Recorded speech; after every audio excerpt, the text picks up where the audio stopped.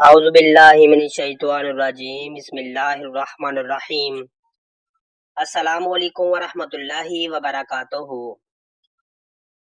جنگ خیبر کے موقع پر مسلمانوں نے خیبر سے تھوڑا ہٹ کر اپنا پڑاؤ ڈال رکھا تھا۔ وہاں قریب ہی ایک چرواہا یہودی سردار کی بکریاں چرا رہا تھا۔ جب اس نے دیکھا کہ مسلمانوں کے لشکر یہاں موجود ہیں تو اس کے دل میں مسلمانوں سے ملنے کی خواہش پیدا ہوئی۔ وہ دیکھنا چاہتا تھا کہ مسلمان کیسے ہوتے ہیں، کیا کرتے ہیں، کیا کھاتے پیتے ہیں اور عبادت کیسے کرتے ہیں۔ چنانچہ وہ چرواہا بکریوں کو چراتا ہوا مسلمانوں کے لشکر کی طرف آ گیا۔ جب وہ مسلمانوں کے لشکر میں گیا تو اس نے صحابہ کرام سے دریافت کیا کہ تمہارا سردار کون ہے، وہ اس وقت کہاں موجود ہے۔ مسلمانوں نے اس چرواہے کو بتایا کہ ہمارا سردار حضرت محمد صلی اللہ علیہ وآلہ وسلم ہے۔ صحابہ کرام نے ایک خیمے کی طرف ہاتھ کا اشارہ کرتے ہوئے فرمایا کہ ہمارے آقا محمد صلی اللہ علیہ وآلہ وسلم اس خیمے میں موجود ہیں۔ جب چرواہے نے خیمے کی طرف دیکھا تو وہ خیمہ بہت ہی سادہ سا تھا۔ چرواہے نے سوچا کہ یہ لوگ مجھ سے جھوٹ بول رہے ہیں۔ اس کو یقین نہیں آ رہا تھا، اس کے ذہن میں یہ سوال چل رہا تھا کہ اتنے بڑے سردار اس معمولی سی خیمے میں کس طرح رہ سکتے ہیں۔ اس کے خیال میں تھا کہ اتنے بڑے سردار بڑی شان و شوکت اور ٹھاٹ باٹ سے زندگی بسر کر رہے ہوں گے۔ جب وہ خیمے میں گیا تو اس نے دیکھا کہ خیمہ کھجور کے پتوں سے تیار کیا ہوا تھا۔ آخر وہ چرواہا نبی کریم صلی اللہ علیہ وآلہ وسلم سے ملنے کے لیے خیمے میں داخل ہو گیا۔ اس نے نبی کریم صلی اللہ علیہ وآلہ وسلم سے دریافت کیا، اے مسلمانوں کے سردار، آپ کس دین کی تبلیغ کر رہے ہیں؟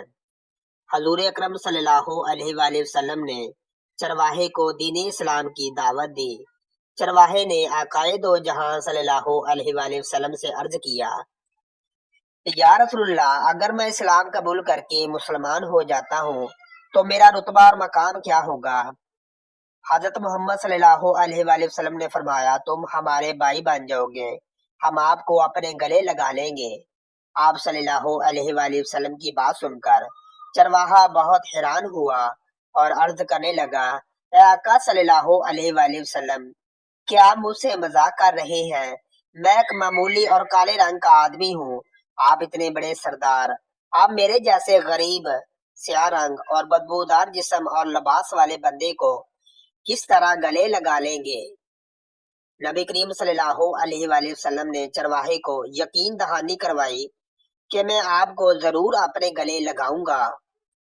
جب تم مسلمان ہو جاؤ گے، اللہ تعالیٰ آپ کے جسم میں پیدا ہونے والی بدبو کو بہت ہی پیاری خوشبوؤں میں تبدیل کر دے گا اور تمہارے کالے جسم کو سفید کرتے ہوئے اس میں نور پیدا کر دے گا۔ آپ کی بات سن کر اس چرواہے نے کلمہ پڑھا اور مسلمان ہو گیا۔ اس کے بعد اس نے عرض کیا، یا نبی صلی اللہ علیہ وآلہ وسلم، آپ مجھے کیا حکم ہے؟ آپ صلی اللہ علیہ وآلہ وسلم نے چرواہے کو فرمایا کہ تم اس وقت ایمان لائے ہو، نہ تو اس وقت نماز کا وقت ہے کہ میں تمہیں نماز ادا کرنے کو کہوں، اور نہ ہی رمضان المبارک ہے پھر تمہیں روزے رکھنے کا حکم دوں۔ تم غریب ہو تو تم پر زکوٰۃ بھی فرض نہیں ہے۔ اس موقع پر تو صرف اور صرف جہاد کے لیے تیاری ہو رہی ہے۔ نبی کریم صلی اللہ علیہ وآلہ وسلم کے کہنے پر وہ جہاد میں شامل ہو گیا۔ اب تو اس کے لیے دو ہی صورتیں تھیں، یا تو اس نے غازی لوٹنا تھا یا پھر شہید ہو جانا تھا۔ چرواہے نے نبی کریم صلی اللہ علیہ وآلہ وسلم سے عرض کیا، یا نبی، آپ اس بات کی ضمانت دیتے ہیں کہ اگر میں شہید ہو گیا تو آپ اللہ تعالیٰ سے میرے گناہوں کی بخشش کا ذریعہ بنیں گے؟ حضرت محمد صلی اللہ علیہ وآلہ وسلم نے فرمایا کہ میں اس بات کی ضمانت لیتا ہوں کہ اگر تم دین اسلام کی خاطر جہاد کرتے ہوئے شہید ہو گئے تو اللہ تعالیٰ آپ کو ضرور جنت میں اعلیٰ مقام عطا فرمائے گا۔ اللہ تعالیٰ تمہارے جسم سے آنے والی بدبو کو خوشبو میں تبدیل کر دے گا۔ اللہ پاک تمہارے کالے رنگ کو سفید رنگ میں تبدیل کر دے گا۔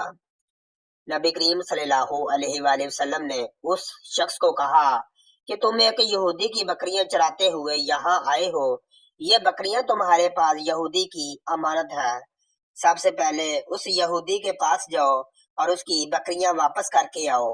نبی کریم صلی اللہ علیہ وآلہ وسلم نے اس چرواہے کو بکریاں واپس کرنے کا حکم اس لیے دیا تھا کہ وہ چرواہا معاہدے کے طور پر یہودی سے بکریاں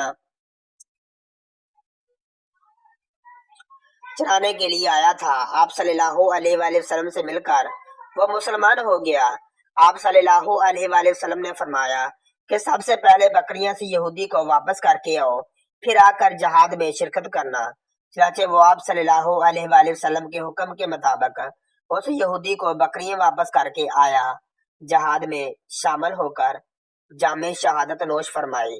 جب جنگ خاتمے پر پہنچ گئی تو آپ نے صحابہ کرام کو ایک جگہ جمع ہوتے ہوئے دیکھا تو آپ صلی اللہ علیہ وآلہ وسلم نے صحابہ سے دریافت کیا کہ کیا بات ہے، تم سب یہاں اکٹھے ہوئے ہو؟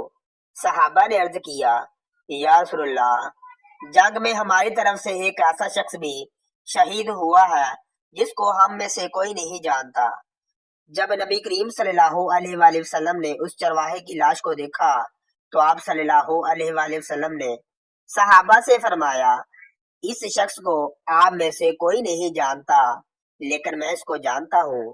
یہ وہ اللہ کا بندہ ہے جس نے اللہ تعالیٰ کی ذات کو ایک سجدہ تک نہیں کیا، لیکن اس چرواہے کی گواہی میں دیتا ہوں کہ اس بندے کو اللہ تعالیٰ جنت میں داخل کرے گا۔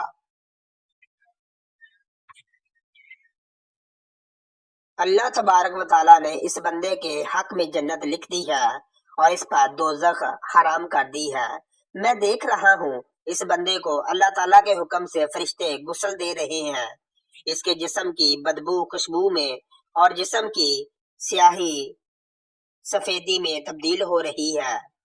اللہ اکبر! اندازہ کیجئے، دیکھیے کہ اگر کچھ عرصہ پہلے اس چرواہی کی موت آ جاتی تو سیدھا جہنم میں چلا جاتا، اور اب اس حالت میں موت آئی ہے کہ ایمان لا چکا ہے اور سرکار دو عالم کا غلام بن چکا ہے۔